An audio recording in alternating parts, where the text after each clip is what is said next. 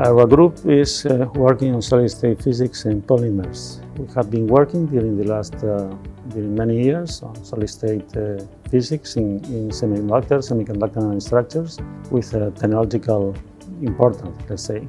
In particular, photodetectors and light-emitting diodes, for instance, in blue diodes, which can be used in Blu-ray DVDs made of gallium nitride or white LEDs made of indium gallium nitride. Precisely this last topic introduced us to energy harvesting through an European project called NanoLicht. This was one of the first projects, let's say the first call, European call of nanoscience era, which founded only 3 projects in Spain. After that, we started to work in the framework of a project called Consolider. We joined several groups in Spain on thermal electricity. Our goal at this point was to work basically on organic thermoelectrics, because we wanted to avoid the problems of scarcity and toxicity of the thermoelectric devices which we can find now. So we can buy now as Peltier cells. These materials are bismuth telluride, or some of them contain lead. A thermoelectric device is a device which produces electricity due to a temperature difference between the two ends.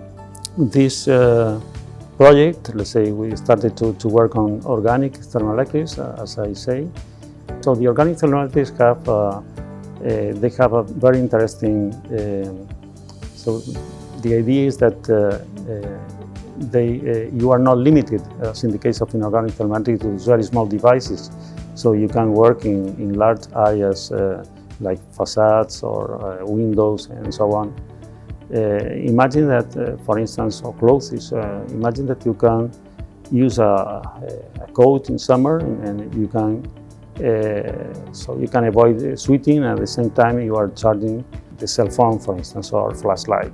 You can, of course, if you use these thermoelectric materials in facades or windows, the sun impinging on these windows, so can produce energy, electricity. You can save in batteries and you can use later on.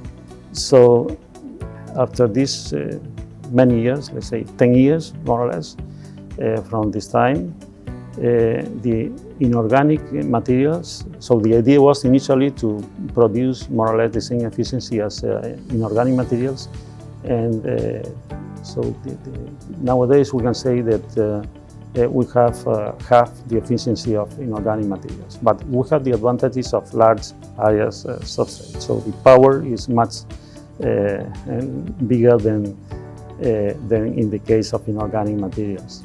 In the last few years, so it is actually known that most of these inorganic materials are a new class of materials.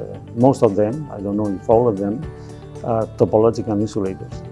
And we participated in a call from the Generalitat Valenciana, it's called Prometeo, which are developing a project on topological insulators. I mean, we are studying the relationship between the topological insulators and the thermoelectrics, and the idea is to produce a small device from topological insulator, a small thermoelectric device. So last but not least, we are also working on waveguide multiplexers and also some small fundamental devices based on surface acoustic waves.